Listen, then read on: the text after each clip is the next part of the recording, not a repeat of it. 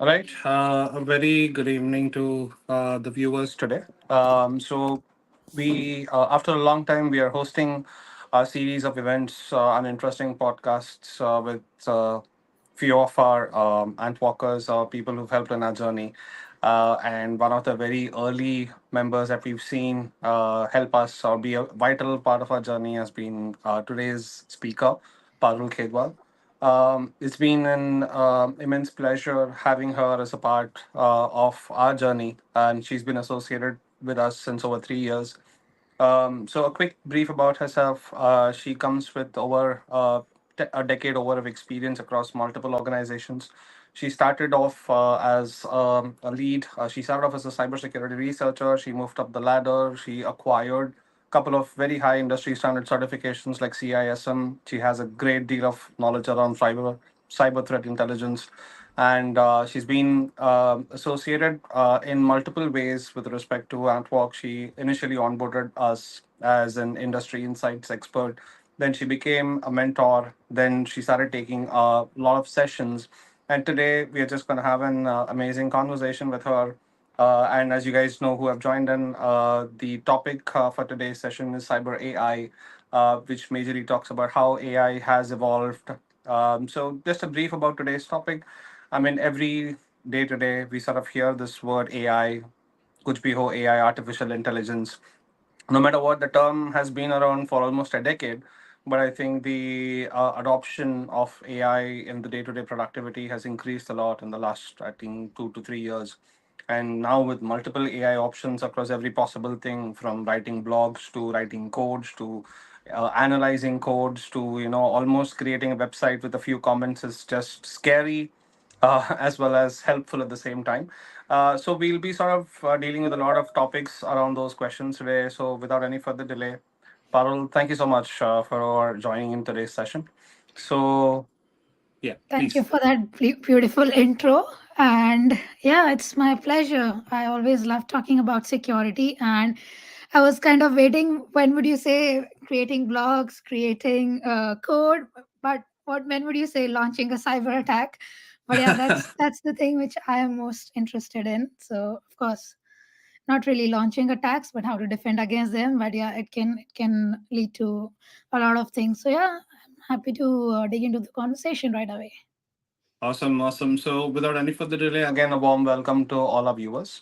Parul, as mentioned, and I'm sorry, that was one of the most important things I wanted to call out as well, that the ease of launching attacks has become much easier today.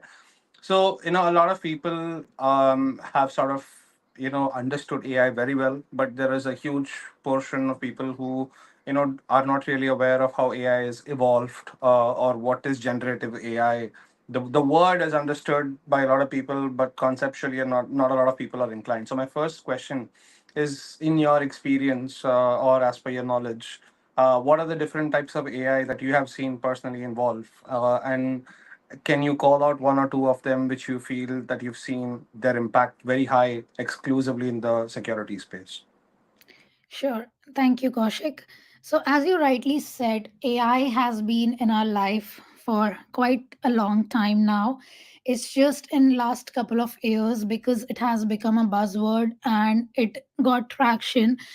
Most of the organizations started investing their technologies into learning AI, using AI, and of course, ChatGPT kind of revolutionized the entire AI space. But I would like to point out it has been there a long time, and when I start giving you examples, you would probably be able to relate. But let's first understand what is artificial intelligence. So, we as humans, we have some intelligence, right? Something is hot, do not touch it. Where did that intelligence come from? Because the data was fed to us when the first time we touched it, the tea was hot, so we realized, okay, next time we should not be putting our finger in the cup. Likewise, it's exactly the same thing. We are training machines, we are training agents and bots and programs in different way and making them intelligent. That's the very plain basic definition of artificial intelligence. However, it has been there in place for a long time in the form of narrow or weak AI as we know it, which more or less came in the form of automation. Things like Siri, Alexa, hey Siri, can you book an alarm, block a calendar for me or create an alarm for me? That was the smallest example of a weak AI, right? A very small, bare minimum chatbot activity. Those were all initial like precursors to what the advanced AI like we see today. So, narrow AI is something which does not have too much of intelligence. It has been pre programmed to do only certain tasks. And if you give it any command which it does not understand, it would not function. Like, even with Siri, if you would try asking Siri complex questions which you would probably ask ChatGPT, Siri won't be able to answer, right? Then it started, it picked up pace. Now we have things like generative AI, advanced AI. So there, the models are trained with language learning, so they allow, I mean, huge tons of language learning models. You can ask them in any language, and it can generate content for you, text to text. You can ask Siri to write a ChatGPT to write a story for you, right? Text to audio.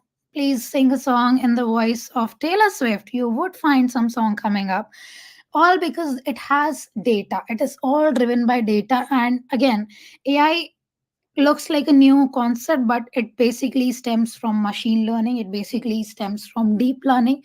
So it has always been there. However, the AI, the real AI, which scientists actually want to achieve, which is currently theoretical, is advanced general intelligence (AGI), where it would be intelligent enough to process how human brain processes information, apply logic to it, apply decision making capabilities to it. And as of today, that is completely theoretical. It has not been actualized in any shape or form. So there are people who think that AI is gonna, just drop their jobs. That's not gonna happen, at least in the near future. And I mean, I think I also read a survey that said most of the companies would adapt to, using AI in their tools and technologies by the end of 2026. But that would be just to make it more efficient. That would be just to make it more faster. We, of course, as we dive further into the conversation, we would see some of the applications, how it helps us doing that. But I would say even today, AI is still in very nascent stages. Awesome. I mean, it's great that you mentioned a couple of things like LLMs, because and the most heartwarming thing to hear is that AI is not here to replace humans. I think It's a because there long way is to go if it happens. uh, as you said, because of the initial days when you start to explore platforms like ChatGPT, you just think that okay, put in some simple queries and it just spits out answers as if you have a real human giving you these answers. And I mean, it does become popular in a couple of posts and articles that they say, okay, because AI is more efficient if you teach it. That's when I think LLMs have become more prominent these days. Though it is surprising to see that AI is evolving at a very rapid pace. I think us as humans will always end up having a bigger role to play, because unless the AI doesn't know what it needs to learn, I don't think there's going to be any learning capability. So, great start. Now, when we speak about cybersecurity, we always talk about the good guys, the bad guys, but even in the good guys, we have like multiple teams. Some people call it as offenders, or some like a red team, or like a defenders or blue team. Of course, every color has its own significance, but in this case, how do you think these offenders and defenders, people who are here to break systems or people who are here to secure systems, how have they, you think, have perceived AI as a technology? How do you think it's enabling them today?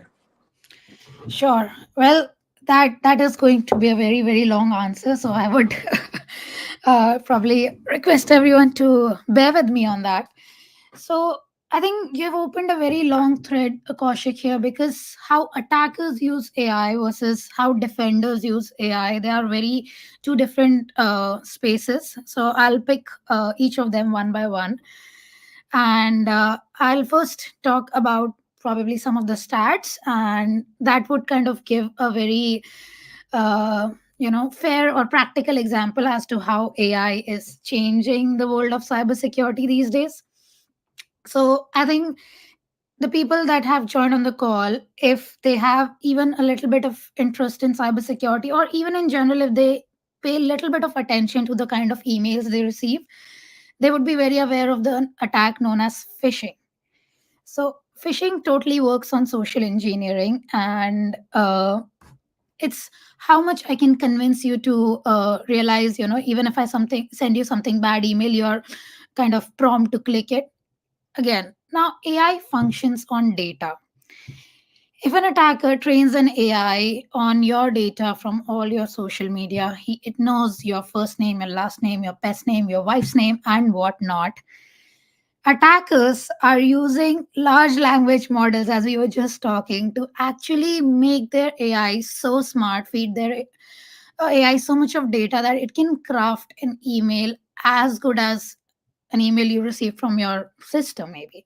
Exactly the way she used, let's say, her talking like you have put a post of you and your sister doing a video, and where does she take a pause, how does she write, so is such so much more believable that there was a study done last year on phishing trends from 2021. The amount of phishing emails that got clicked in 2021 globally was 18.3%, which spiked up to whooping 51.8% in 2023, just because they were more believable. And out of those 51.8%, 80% of the phishing emails were generated using AI driven bots. So, this is just one example as to how attackers are using this capability. And as you were rightly pointing out initially, Kaushik, right, that AI is here to probably make our jobs easier. The things that you used to do in 30 minutes, it does it in 5 minutes for you because it has learned that data enough. But it is providing the same ease to the attackers. Probably a Python malware, which they could have, written as a script kiddie. A newbie attacker would have developed a code in, let's say, 2 days. He's able to do it in 2 hours. It is giving them that expertise as well. So there's a lot happening on the dark side of the thing, and there are a lot of applicable use cases with which they can make use of it. So I've seen a lot of things with generative AI. I don't know. I've probably I would run out of time if I start talking about all the news article, be it deepfake of Tom Cruise and Taylor Swift and Donald Trump, all of that for political reasons, and then deepfake hacks where if you Google right away, anybody from the audience, 25 million breach in a Hong Kong bank because of deepfake. It's all out there. It's all real. It's all happening because, I mean, text to audio, we have enough data out there to train it. So, and it's all driven by data. So, if we can train our models to do good stuff for us, they can train the models to do bad stuff for them. And that's the thing I was talking about. Right now, AI is not AGI level where it is intelligent enough to get the context that am I giving that prompt for good reason or for the bad, right? So there's a lot that is happening in the attacker side of things. The good thing is, as a defender, also we are seeing a lot of interesting things. So I've been POCing a lot of security products quite recently, and I see most of the products are coming up with innovative ways of incorporating AI. So we have had so much of tools in place for more than a decade now, be it EDRs, next gen firewalls, IDS, IPS, and we have seen, but still there could be some possibilities that attackers can penetrate through. But we can again train the same tools on all the data it has seen in the past, right? It is giving an edge even to the blue teamers. The mean time to detect has gone down significantly. So again, even on this, I had some stats like in some of the government organizations which were running on legacy tools, the attacks which were detected in 108 days earlier, now it's now down to 17 days. So we are detecting the attacks better as well. And there's a lot of automation that you can do with AI. So there are multiple uses, like very ease, I mean, the ease of use. Because again, right now I need to know, probably if I'm in one company. Earlier used to be like, okay, I know this sim called as QRadar. The query language of QRadar is different. Now I move to another organization, they use Splunk, the query language is different. I need to be, quick enough to learn all those query languages. Now everybody got an AI in it. I just give it in human language. Please, top 10 source IP from a bad reputation that has hit my firewall in last 1 hour. Give me a query. It would write the query for me. So mean time to detect, mean time to respond, all of that is coming down. So even for defenders, it's proving to be a boon. So yeah, I mean, there are a lot of use cases that we can talk about. Awesome, awesome. I think I used to be a part of a senior incident response team, and we used to always encounter this problem of false positives. I'm sure people are watching this; they'll be like, because I think alert fatigue is a real problem, and there are Definitely. very few organizations that would actually acknowledge saying, "Yeah, this is a genuine problem." And I think a lot of organizations who've tried to adopt generative AI and make use of it have been able to see a significant reduce. As you said, there's no possibility of a complete elimination, but at the current given stage, even a reduction in alert fatigue is actually proving to be very beneficial. And now that we've touched upon the good side, because you see every obviously I when I entered the industry, they said getting into cybersecurity, cyber attacks happen once in a month. Then they said it happens once in a week. Then they said it happens every 3 days. Now it's hard to believe it's happening every 7 seconds. So I think at the pace of At how the moment when sophisticated. we are talking, somebody is trying to fish you. Absolutely. So at this pace at which cyber attacks are happening at a very rapid pace, and that too, as you mentioned about phishing, that sophistication of these tools have also enabled attackers to make the email look so genuine that even experts in the industry are being fooled. As in, it could just be a matter of a letter or even a full stop or a comma. So that level of sophistication, when attackers are able to bring in their attacks, I think, as you rightly said, we want to bring in as defenders, or the people who want to go and secure things. And when we speak about that, in your personal experience, has it happened that you sort of came across a problem or a real time some sort of an attack, and at that instance you wanted to sort of quickly mitigate or sort of prevent the spread, and at that instance did you see AI enabling you to do that, to quickly come down? Any sort of interesting use cases or any information that you've personally seen? Yes, definitely. So, as I was saying earlier, AI is very much driven by the machine learning and deep learning models. Deep down, that's what is building AI as well.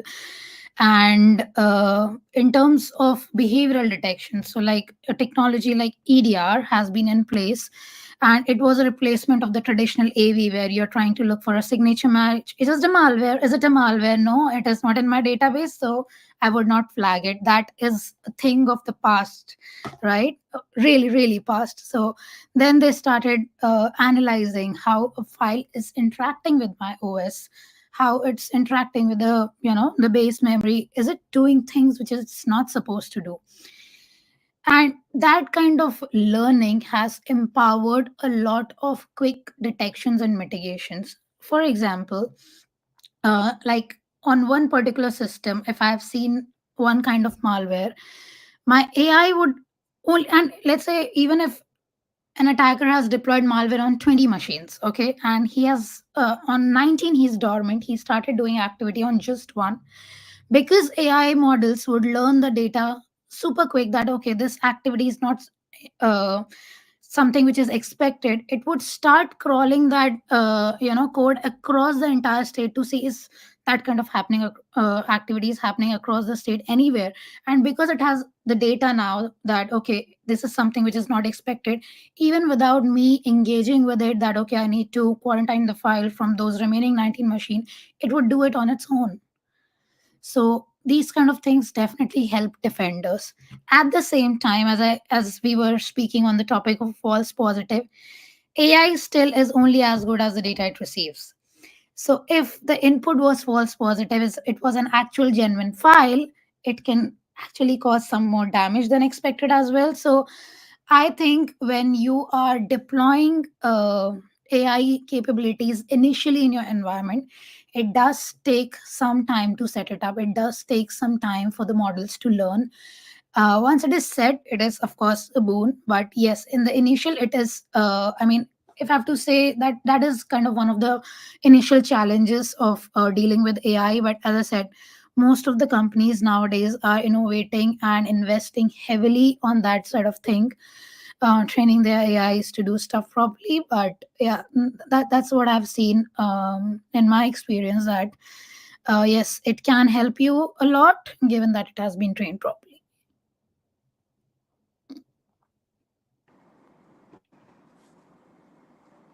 Awesome. All right. Now, when we speak about AI's use cases in Blue Team, sorry, rather security perspectives, we've also sort of one brilliant point that has been highlighted is what you teach is what the AI learns, and there's a lot of learning that needs to be done.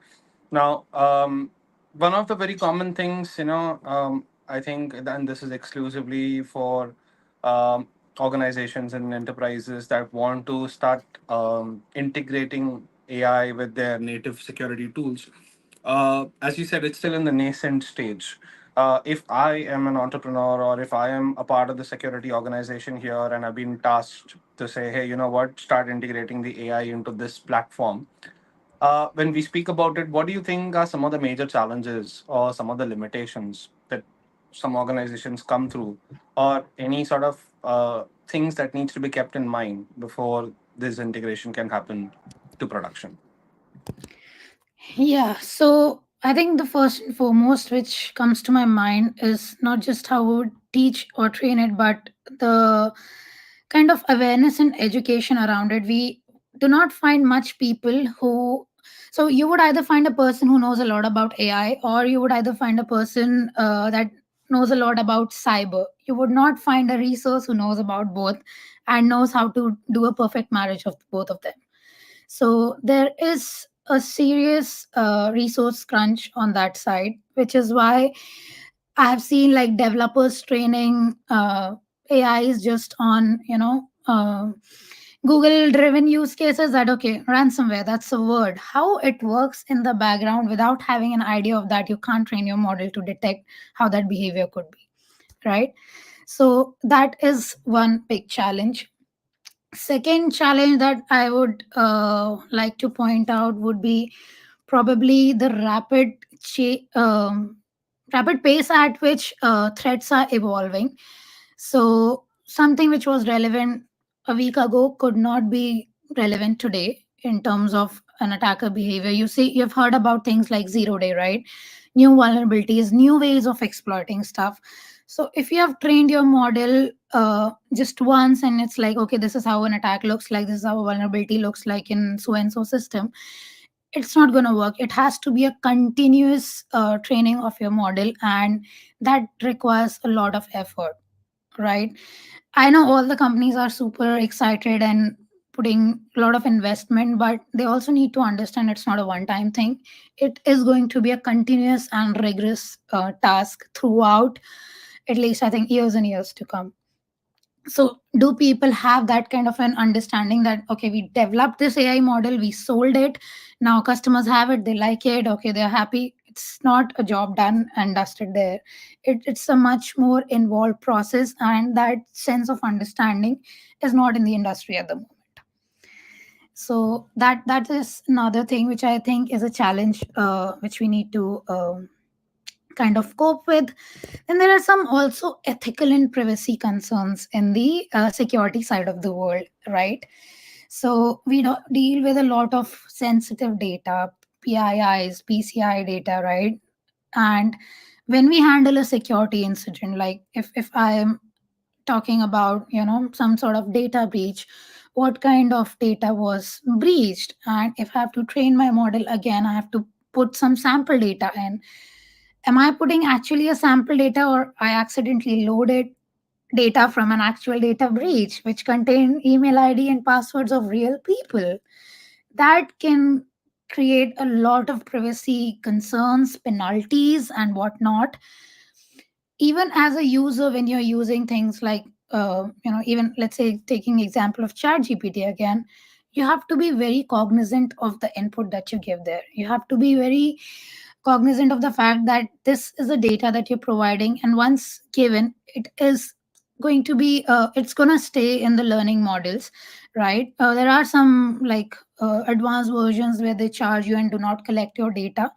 However, as a security person, I highly kind of always I'm suspicious about it as to how they are going to use the inputs, because even attackers are trying to give inputs in a way that they get the desired output. So it's still not smart enough to know what data to store, what data to discard. So it comes to user how he would actually balance that ethical and privacy related issues. So that's one thing which has happened. I've seen incidents happening because of that, and some very major incidents, given some of the European countries have amazing GDPR regulations. So which is why, so yeah, I think that there are a lot of challenges. As I said, it's still in nascent stages. These are some of the major ones that comes to my head at the moment.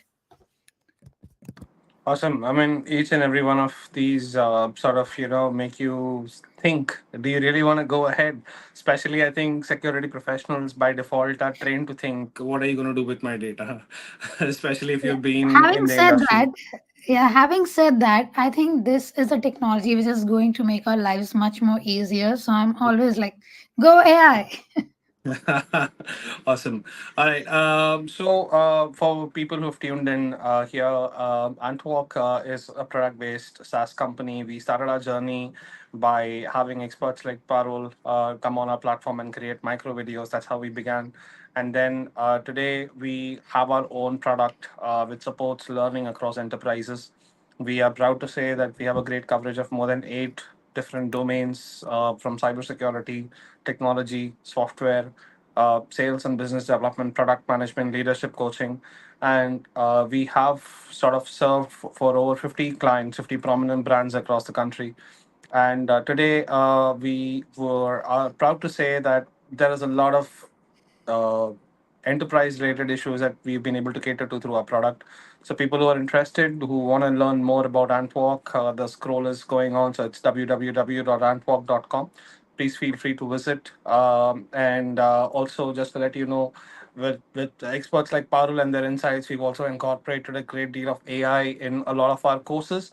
So please make sure that you check it out as well. And we sort of towards the end of the session, with one sort of final question that of course, you've spoken about all the positive regards. You've also highlighted some of the major challenges. We've spoken about ethical issues. You've also seen the different types and the evolution. Now, I want to just sort of end our podcast in one of the very sort of interesting note to say, how do you think AI is going to be the game changer probably for the next 5 or 10 years, exclusively for cybersecurity professionals? Sure. So again, I would probably pick both sides here, the attacking and the defending. So attackers are going to make use of AI in a ways which we might not have even thought of. Deepfakes are just the beginning, and we have much more different variety of attacks to come, and which is why defenders need to be super prepared for it. As I already said, there was a study which said by the end of 2026, each single product in cybersecurity would be making use of AI. It would not be possible to do it without it. And I actually see it going that way. I think that study is very much accurate. I already see products incorporating it, and it basically, I think, as a community of cyber professionals, it is definitely in our hands to make use of that AI in better version, be it for automation, be it for efficiency and things like that. So AI does have a bright future, but yes, along with us trying to make the best of use of it. Awesome. I think that was wonderfully put. And Parul, once again, thank you so much for shared all the valuable insights, your experience. It's always been a pleasure, and you've always been a sort of a great supporter, and you've played a very pivotal role in Antwork's journey. It's always been nothing short of an immense pleasure to have someone like you on our platform, and we want to sort of continue to associate this relationship for the years to come by. Thank you so much for have taken time, and thank you for all the viewers who've joined in here. Right. Have a Thank you, great evening. Kaushik. Pleasure was mine as well, and thank you everyone who joined in. Right. Thanks.